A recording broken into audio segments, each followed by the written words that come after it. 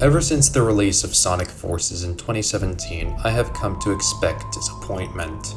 A franchise can never have an eternal golden age. There's always a point where the franchise will run out of steam or just have a hard time finding its direction. Bad decisions can really come from anything.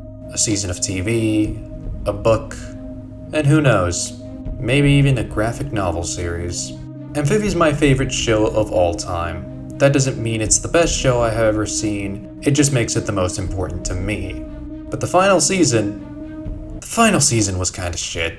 Amphibia Season 3 was pretty disappointing. As I expressed in my 3-hour retrospective, Season 3 was the season that almost killed the show for me. The episodes were boring, bad, or forgettable. Many episodes in the final stretch of the series felt more like filler. And the characters are, surprise surprise, inconsistent.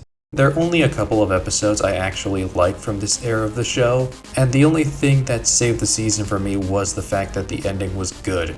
The book came out, and now I cannot for the life of me trust that they won't just shove the ending of Season 3 into the void of irrelevance. Note, this is script writing, Marvin. I'm writing this in April of 2025. If I'm wrong, you can call me out on it. This is recording, Marvin. This is July, end of July, approaching August. Doubling down for scriptwriting, Marvin. Season 3. Well, it has some positives. It made me lose trust in the series. And considering the mountain of inconsistencies and plot holes, I think I'm particularly justified. So I guess we can get started. You know the drill at this point. Patreon link in the description. Video updates, early scripts. You can find them there. Subscribe. Let's get into it. This season shakes up the status quo permanently by having the season take place on Earth. If you ever want to give an Amphibia fan PTSD, just use the word Earth and episode in the same sentence. Everyone's living at Anne's house, and they have to wear disguises to go outside. The new normal as an introductory episode is fine. It establishes the main plot points of the season, the robot, Anne's powers, Anne hiding the truth from her parents because she's a stinking liar. Wait a minute! I already talked about how Season 3 damaged after the rain, so I'm not going to repeat myself again. But this does mark Anne's first inconsistency in the season. Anyway, the next episode follows. The main complaint people have with this season is the Earth episodes. The Earth episodes are sort of infamous because they're really boring. The plots aren't interesting, the jokes aren't that funny, and the overarching plot is, well, boring. Now, from personal experience, the first time I saw the Earth episodes, I thought they were fine. Not as good as the Season 2 ones, but, fine enough. After the novelty wears off, it's really boring to get through each and every plot. There's some good ones in there, but ultimately I don't find myself enjoying this part of the season that much. I think the problem with the Earth episodes is how I put it in my Amphibia retrospective. In Season 2, every episode in the journey to New Utopia is a step towards our goal. It doesn't feel like we're just wasting time. It's justified through the means that we're on a journey, and that it takes a long time to get there. In Season 3, Hop-Up doesn't go to Hollywood because it's an important step towards a goal we have. It is there to kill time so we can introduce the next plot point. In Season 2, the characters are constantly moving forward. In Season 3, they're killing time by doing literally anything. They're waiting for someone to do something. It gives the viewer a feeling that the characters are stuck in one place and just not progressing because we have to have some funny episodes. This is the fun part. Have fun. Be funny. The episodes are not very funny. Now, as I said, that's not to say every episode in this half of the season is bad. There's some pretty good episodes. Sprig's Birthday, Froggy Little Christmas, but those were the exception, not the rule. And just because of that, this is still the good half of the season. Damn, not here.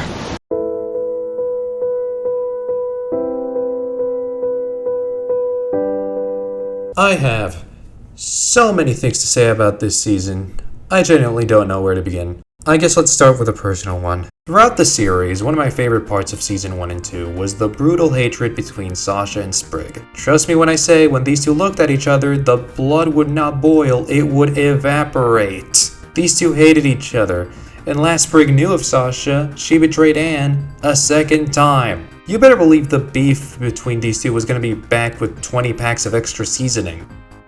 Nothing happened. I kid you not. Nothing. Not even an insult, a sideways glance, or a death threat. It's so fucking obvious that the writers forgot about this plot line, that they put these two in an episode together and have Sasha separate Sprig from his girlfriend and nothing happens. Not even a rude comment.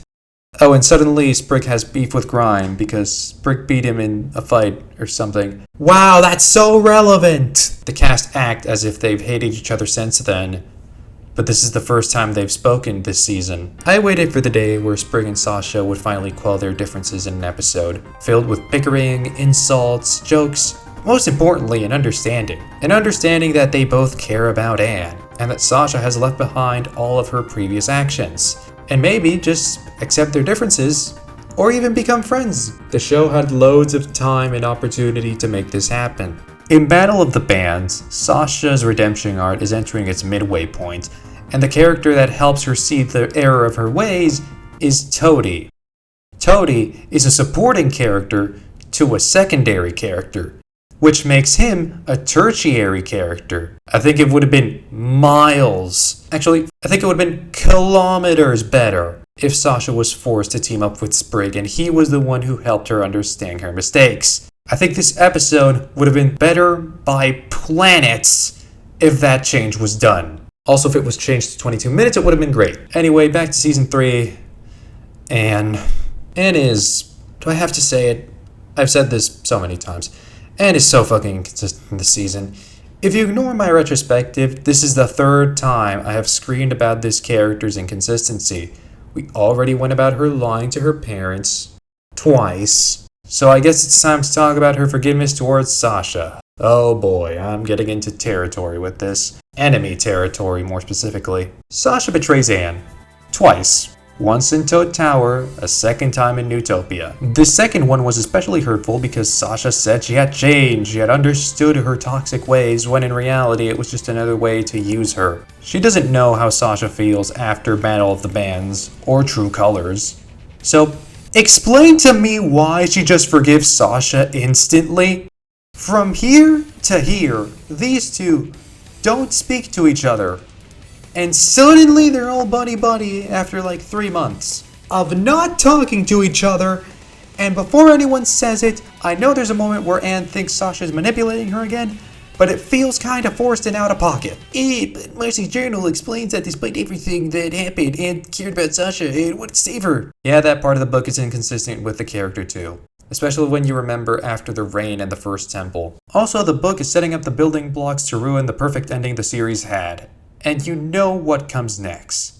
But I'm gonna say it anyway, I should not have to read a book to understand a show. I think that's basic. And if you want to use the argument that they're in love and that's why she forgave her, I don't personally agree with that interpretation, even though I am a fan of some ships in Amphibia. I don't think the writing reflects any sort of romantic feelings the girls may have towards each other. If there was an intent for the writing to reflect that, it was done really badly. But I can't deny that both the creator and other media outside of the show have confirmed this in multiple ways. But if I'm honest, I think that makes it worse.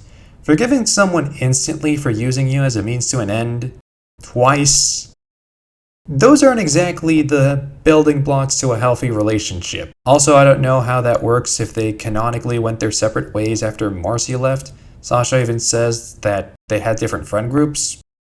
Okay, how many plot points do we have left? Grime and Sprig's beef. No, we went over that. Stupid plot of the 3 armies, that's kind of secondary. The fact that they made a 3-week journey to Newtopia in a couple of hours, that's kind of only a problem for the people that analyze the show in depth like me. Sasha's hypocrisy, I think most people know about this just by this scene alone. Oh, and the last point is the Olms. The Olms are the stupidest fucking race in all of Amphibia. Being hinted at since Season 2, the Olms were introduced in Season 3 very stupidly. No one has seen the Olms in millennia. That's not true, we saw some conjoined twins like a season ago. What? The Olms were always theorized to be some sort of mythical god figures, or the original owners of the gems. In the end, the latter was the closest thing we got. If my memory serves correctly, it's never outright stated that the Olms were the original owners of the gems, but it's definitely implied. And it poses the question, how the fuck did the Newts take over Amphibia? And then you realize why the Olms are so fucking stupid. They don't believe a threat is present unless they see unalienable evidence. They're also blind. Also, they are not hidden at all. Polly and Sprig walked in like it was their own house and found 2 of them. But they were exiled. Why would you exile someone if you're trying to hide your race from tyrants with a giant fucking energy cannon? Furthermore, why would you exile the conjoined twins? They stick out like a thumb in Amphibia. Which nicely leads into my next point. Mother Olm. Terrible episode. Most unfunny, disgusting waste of time in the series. The worst episode ever. And I watched Sasha's Angels, an episode dedicated to a tertiary character. And that felt like more progress was made, and I almost fell asleep at the end of that one. Besides the point, Mother Olm can sense stuff happening in the surface. Somehow. This was revealed at the end of the 3 armies, and it made me go fucking ballistic the second time I heard it. May I remind you, the Olms didn't believe there was a war going on in Amphibia. You're telling me Mother Olm can sense Andreas preparing to invade Earth, but not the giant drill on top of her house? This also poses the question, how did the Newts take the gems from them if they can sense this sort of shit? Fuck, if even one of them can, how did they do it? Furthermore, why didn't they retake Amphibia after the Newts lost the gems 1,000 years ago? They couldn't sense they had lost the Calamity Gems? This literally could have prevented all the problems, fuck, all the events in the series! This is what I hate about this season. They introduce shit without explanation, and it hurts the previous stories that were actually good. How the fuck does Sasha know Marcy's still alive if Olivia and Yunan are being mind-controlled? Why are Frogtoads and Newts suddenly unwilling to work together, despite having no problems working together in the rest of the series? Why the fuck? In the episode called Grimes' Pupil, do we not figure out how he lost his eye? Why the fuck is Toadie getting an episode in the final stretch of the series? Why is Sasha a hypocrite? And why is Anne so fucking inconsistent? Forgiveness is hard, and it can take time. Good job, Anne. Hop-Up is crying in the fucking corner. If I see your shoeless ass foot show up to Amphibia in the novel, I will fucking lose.